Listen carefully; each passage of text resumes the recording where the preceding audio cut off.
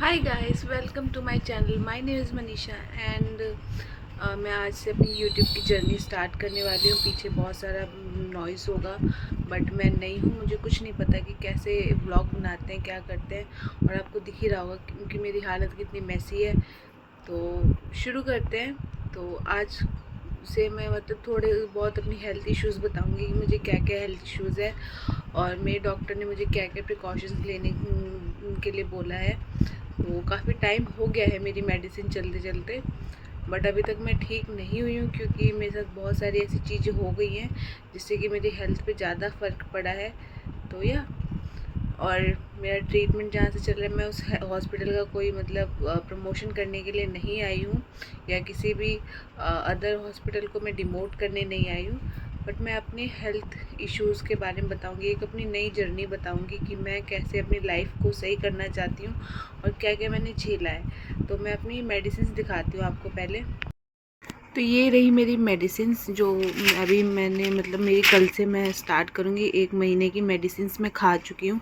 तो देखते हैं मेरी कौन कौन सी मेडिसिन्स है। वैसे मेडिसिन्स तो मैं ऐसे रिव्यू करने बैठी हूँ, ऐसा लग रहा होगा आपको। तो ये मेरी कुछ मेडिसिन्स हैं। ये रही LCD 110। ये सिर्फ मेरे को सुबह खानी है। एक तो मेरे को बिना चश्मे के दिख भी नहीं रहा, क्या नाम है इसका, छोड़ो। ये सुबह और रात खानी है।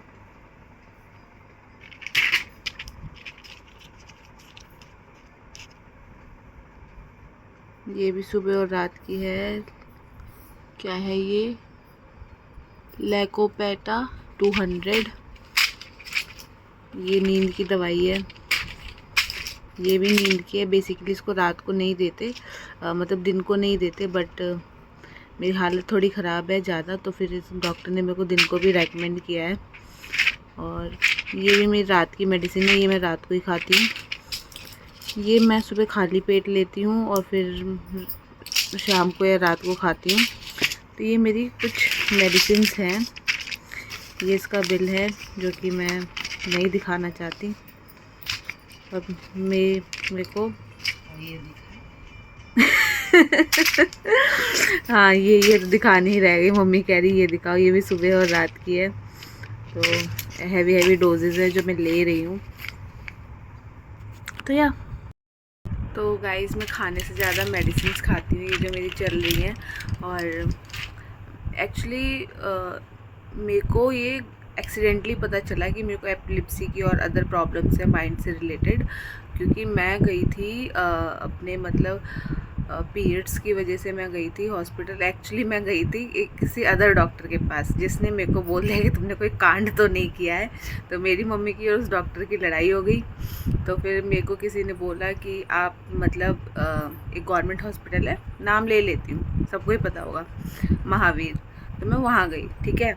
तो उन्होंने मेरे को ब्लड टेस्ट वगैरह के लिए बोल दिया कि तुम्हें मतलब वो थायराइड तो नहीं है। तो फिर मैंने थायराइड के टेस्ट वगैरह कराए, तो उसने मेरे मुंह पे रिपोर्ट मार दी फेंक के कि तुम्हें कुछ नहीं है। आजकल की लड़कियां जल्दी डर जाती हैं, तो कुछ नहीं है तुम्हें। तो फिर मैंने बताया कि मेरे को कूलिंग सेंसेशन होते अपनी आधी बॉडी पे, इस साइड मेरे को कूलिंग सेंसेशन होते थे, मेरी जीभ वगैरह ठंडी रहती थी और मेरे कुछ फील नहीं होता था। तो उन्होंने बोला जाओ न्यूरो वाले के पास जाओ और तुम्हारी पीरियड्स वगैरह में कोई प्रॉब्लम नहीं है। और मैं पीरियड्स की वजह से गई थी, मेरे को पता चल गया, मतलब फिर मैं गई न्यूरो वाले के पास। तो उन्होंने मेरे टेस्ट वगैरह करे और फिर उन्होंने बोला तो स्ट्रेस लेते हो। मैंने कहा नहीं, मैं उस टाइम पे कोई स्ट्रेस नहीं लेती, मेरी लाइफ बहुत अच्छी चल रही थी, मैं चिल थी एकदम, मेरे को किसी चीज़ की टेंशन नहीं थी, ना कोई फाइनेंशियल प्रॉब्लम थी, कुछ नहीं था। तो फिर उन्होंने मेरे को टेस्ट वेस्ट लिखे और एक टैबलेट दी। तो मैंने वो टैबलेट खाई, उसके बाद से मेरे को और प्रॉब्लम हो गई। और मेरे एग्ज़ाम्स चल रहे थे, मैं MBA कर रही थी उस टाइम पे, मतलब अभी मैं फ्री हुई हूँ MBA करके। तो मेरे इंटरनल्स चल रहे थे। तो फिर मैंने वो दवाई खाई और फिर मैं रास्ते में बेहोश हो गई। और मेरे घर से पीतमपुरा का मतलब रूट नहीं है मेट्रो का, मतलब है भी तो मतलब थोड़ा घूम के है और बहुत लंबा पड़ जाता है, तो मैं बाय बस गई थी। तो फिर मेरे एग्ज़ाम चल रहे थे, मैं बस में बेहोश हो गई थी। तो मेरे बगल में जो अंकल बैठे थे वो बहुत स्वीट थे, बहुत अच्छे थे। तो उन्होंने मेरी हेल्प करी और बस रुकवाई। और वो मुझसे पूछ रहे थे, एक्चुअली वो DTU जा रहे थे। अब ये बात पूछना, DTU कहाँ है? बहुत सारे DTU है, तो मेरे को नहीं पता वो कौन से वाले DTU जा रहे थे। तो मतलब हो सकता है वो रोहिणी के आगे वाला DTU जो है उसमें जा रहे थे अपनी बेटी के लिए कुछ सामान लेके। तो उनसे मेरी थोड़ी बहुत बात हुई थी बस में। और तो उनको मैंने बताया था कि मेरा यहाँ कॉलेज है, मेरे को यहाँ उतरना है। तो फिर उन्होंने वहाँ पे बस रुकवाई और फिर मेरे को उतारा, मेरी फ्रेंड को कॉल किया और फिर वो मेरी फ्रेंड मेरे को लेने आई। तो ये सब हुआ मेरे साथ उस दिन। और फिर मैं एग्ज़ाम हॉल में बेहोश हो गई। पेपर लिखते लिखते मैं बेहोश हो गई, किसी को पता ही नहीं चला कि क्या हुआ। और फिर जब पेपर सबमिट करने का टाइम आया, जब टाइम ओवर हुआ, तो फिर मेरे को देखा गया कि मैं बेहोश हूँ। उसके बाद मैं घर आई और घर आके भी मैं बेहोश हो गई। तब मेरे को डॉक्टर के पास लेके गए, बोला कि गवर्नमेंट हॉस्पिटल के चक्कर मत काटो, क्योंकि मेरे बगल में घर के पास ही हॉस्पिटल है। तो मैं वहाँ गई। तो वहाँ एक डॉक्टर थे, तो मतलब वो स्टडी ही कर रहे थे न्यूरो की।